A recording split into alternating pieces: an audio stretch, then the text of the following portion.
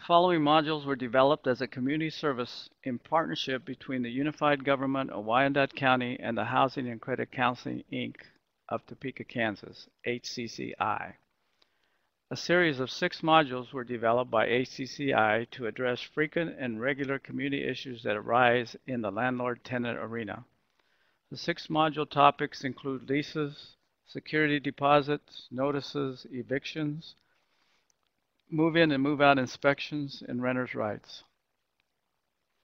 All information discussed in the Landlord Tenant Modules can be referenced in the Kansas Residential Landlord and Tenant Act, or the KRLTA.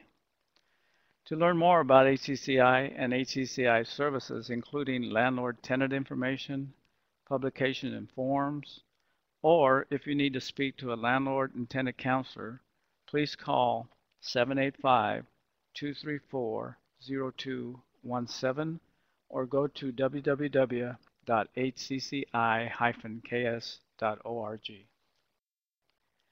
Leases. Leases lay out the rules for both tenant and the landlord. What is a lease? Well, a lease is a binding legal contract as defined in KSA 582543K and KSA 582545. Who can enter into a lease?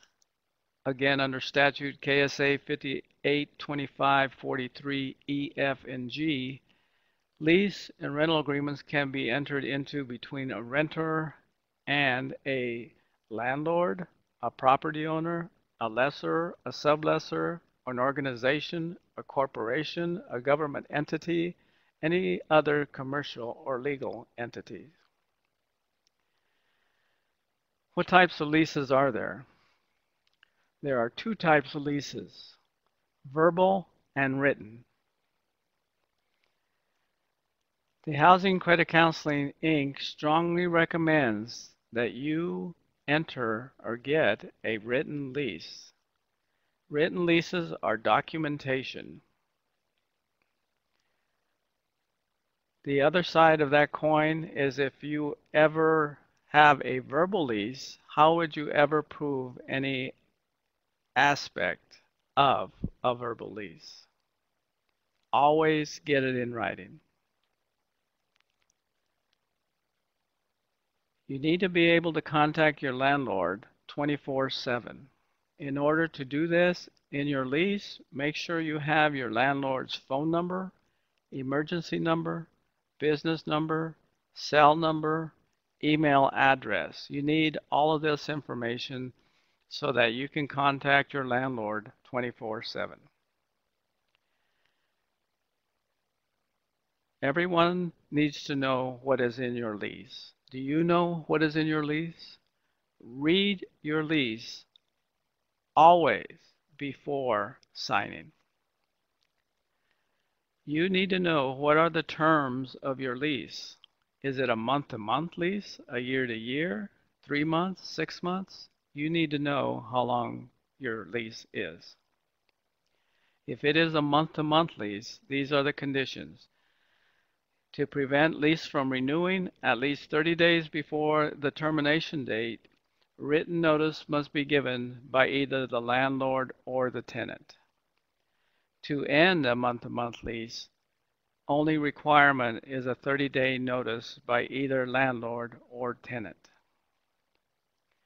If you are in a year-to-year lease, when the above rental term ends, this agreement shall change automatically into a month-to-month tenancy. To prevent lease from renewing at least 30 days before lease termination date, you have to give a written notice to terminate, and it must be given by the landlord or the tenant. You need to know your lease details. Your rent amount. How much rent will I pay? When do I pay it? When is it due? Can I pay by check? Can I pay by money order? Who do I make the rent checks payable to? All this information, again, should be outlined in your lease. In your lease, it will also tell you who pays utilities. In this case, electricity, gas, propane, water, trash. Who is responsible for paying all these utilities? What about rent increases? Written notice of a rent increase or other lease changes must be given to the tenant by the landlord at least 45 days before end of term. In a month-to-month lease, this is before your periodic rent is due. Deposits are also an important part of your lease. Under KSA 582550, security deposits are defined. For an unfurnished apartment, landlords can only get a deposit in the amount of 1 month's rent. For a furnished apartment, landlords can get 1 1/2 the amount of 1 month's rent. What about other deposits, say pet deposits? Under KSA 582550, pet deposit, how much can landlords get for a pet deposit? Under the statute, it says 1/2 of 1 month's rent. That is what landlords can get as a pet deposit, 1/2 of 1 month's rent. In your lease, you also find late fees. What happens if I'm late with my rent? The lease will define what happens. They can charge either a flat rate that says each month, if you don't pay by such and such a day, you have to pay such and such amount, and they leave it at that.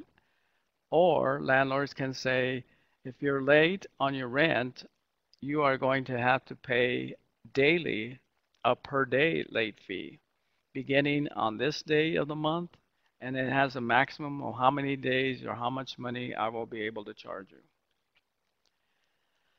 In your lease, landlords have the right to know who is living in the rental, the names of the renters.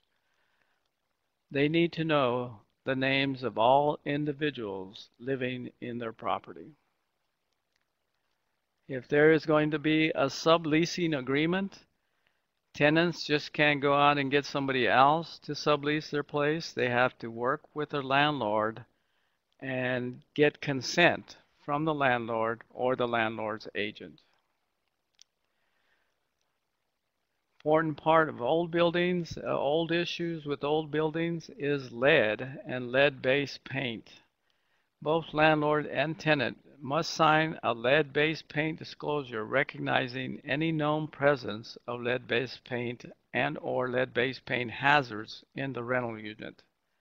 There has to be a signature of both landlord and tenant declaring their knowledge or understanding of lead-based paint in the rental unit. Can I break my lease? The short answer, no. Proper notice must be given as defined in lease agreement and or Kansas Residential Landlord Tenant Act. In your lease, it will state under what circumstances you can break your lease or what options are there for breaking your lease. There has to be a mutual consent by tenant and landlord if there is something in writing in your lease. Consequences for breaking the lease. Tenants to be responsible for continuing paying monthly rental payments throughout the term of the lease. You will have to continue paying the monthly payments. The landlord can take you to court under this definition. Another consequence or option for tenants is they can be responsible for finding a new renter. You're leaving the apartment, it's up to you to go find somebody to move in and keep paying the rent. The last option would be, again, is a mutual consent by both landlord and tenant that says it's okay to break your lease. Termination of lease under statute KSA 582570, there are several ways to terminate the lease. Under KSA 582570, the end of lease, 30-day notice to prevent lease from renewing is one way. Under KSA 582559, landlord noncompliance, or the 1430. Under KSA 582564, tenant noncompliance, again the 1430. Under KSA 582564, you have a 3-day notice to evict for non-payment of rent. These are all termination of lease as defined under statute. The only exception to breaking your lease is that of a military exception. Under the Service Members Civil Relief Act, or the SCRA, soldiers and their spouses have the right to terminate a residential lease upon receiving permanent change of station orders. If they get deployed from their current assignment, they have the right to break their lease, and the landlords must return their deposit. That's the only exception, the military exception. If you have questions regarding lease or lease language, contact the Housing and Credit Counseling, Inc., and we'll be happy to share information based from the Kansas Residential Landlord and Tenant Act, or KRLTA, KSA 582540.